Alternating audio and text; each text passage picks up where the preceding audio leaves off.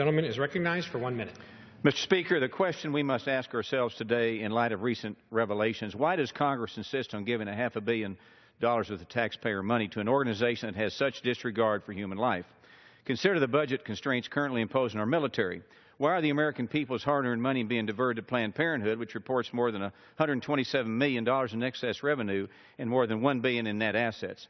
When I was back home in Texas during the August recess, I had the pleasure of visiting the Austin Pregnancy Resource Center, a model women's health organization that can and should lead by example. The APRC does a lot to support women's health and provide guidance on accessing women's health services. The APRC slogan of building a culture of life is one that we should all be able to get behind.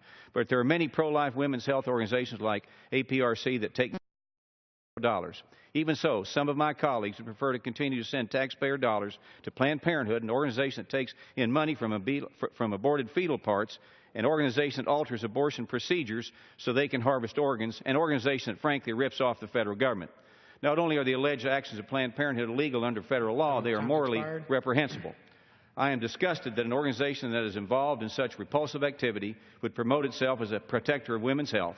It's beyond hypocritical, it's deceitful, and I believe fraudulent. When I first ran for Congress, I promised I would vote with my conscience and use God's Word as my guide. For this reason earlier, I call for an end to federal funding for Planned Parenthood. I yield back. In God we trust. For what purpose does the gentleman